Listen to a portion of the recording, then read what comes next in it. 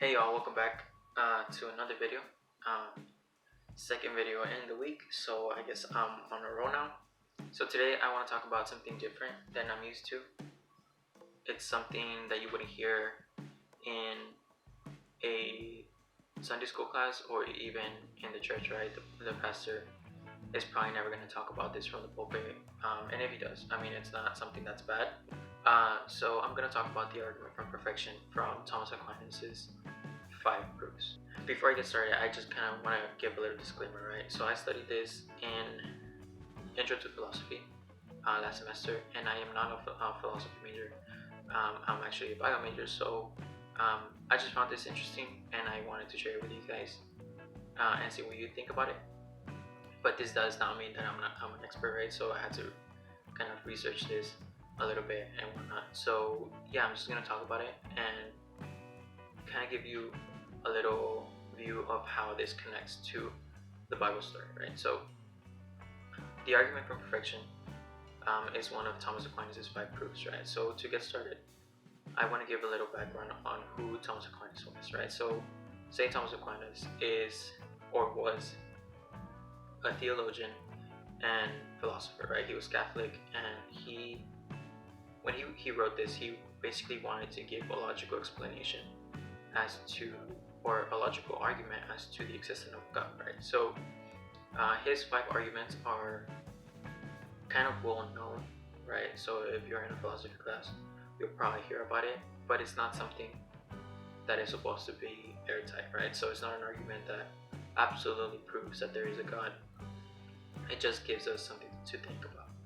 So I want to talk about the argument from perfection, mainly because it's one of my favorites.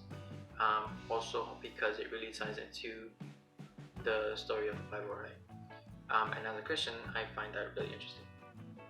So basically, the argument from perfection states that everything works in relation to a maximum, right? So everything is more or less good based on a maximum. So to give you an example of that, when you look at dogs, right, you see some dogs that are more, I guess you could say, more good than others, right? And I'm not talking about, their behavior or their obedience, right? I'm talking about their traits, right? So the maximum of dogs would be wolves, right? They're, big and strong, they're fast. So any, I guess you could say, other kind of dog would fall into that range, right, of goodness, right? So you have your Chihuahuas, you have your Huskies, you have your Dobermans, you have, all these other dogs, right? And I guess you could say the Chihuahua compared to a Husky, the Husky would be more good in a sense of that maximum, right?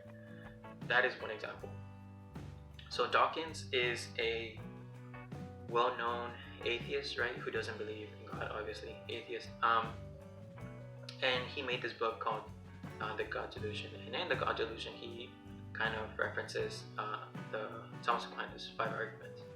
And in his book, he basically states that if everything works in maximums, then you just have to look for the maximum stinker, right? So among humans, sometimes we encounter a person that might be stinky, and so basically what Dawkins says is that you just have to find the maximum stinker, and then there you have God, right? But this is very bad interpretation of what Aquinas was talking about, right? So when you think of a maximum, there's also the lack of, right? So you have a candle, and in that maximum, and in that range, the maximum would be the sun, right? So the sun gives light, it gives us day, right? So that would be the maximum compared to the candle, right? And then darkness would be the absence of that maximum, right? So in that same context, the way a person smells would be the lack of a maximum, right? So when you have just taken a shower, you just got out of the shower, you are at your maximum basically, right? Because you just cleaned yourself, and as the day goes on, as you do whatever you have to do throughout the day, you start smelling, right? And then you have to take another shower to, be in that kind of perfect state, right? You even as a person, you feel good because you just took a shower, right? And so I guess you could say that Dawkins basically misunderstood this whole argument for perfection. Now, how does this relate to us, right? So this basically relates to humans in the sense that if as humans, some of us are good and some of us are better, right? You have people that give to others out of the kindness of their heart, and you have others who are stingy and don't want to give anything, right? So in that sense, as humans, we're in that scale of, that person's good, but that person's better, right? And so in that scale, we have to have a maximum, right? And that maximum has to be God. And Jesus, he is the perfect man, right? He is God in the flesh, and he lived a perfect life, right? So in that range, it would be humans, and even the biggest human would fall short in that scale. So that's basically how it ties in, right? In the beginning, Adam and Eve, they sinned, they corrupted the world, and in the process also mankind. And so they needed a perfect sacrifice, and that perfect sacrifice is Jesus, because he was the perfect man, right? And so from the Old Testament, it looks forward to the perfect sacrifice, right? And then in the New Testament, we get that perfect sacrifice.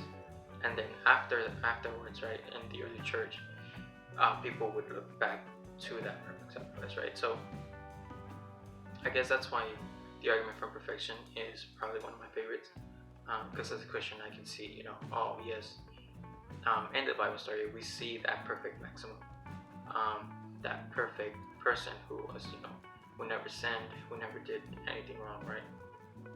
And he was basically sacrificed, for our sins.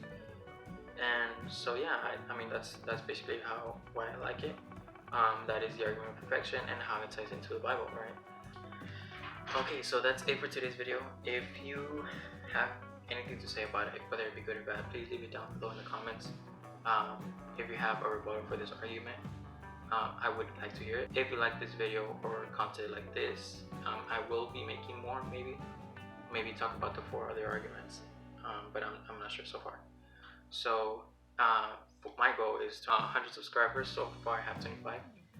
So if you like, content like this, Christian content, or content about life in general, please feel free to subscribe. And that will be it for today. Thank you guys for staying this long, and God bless.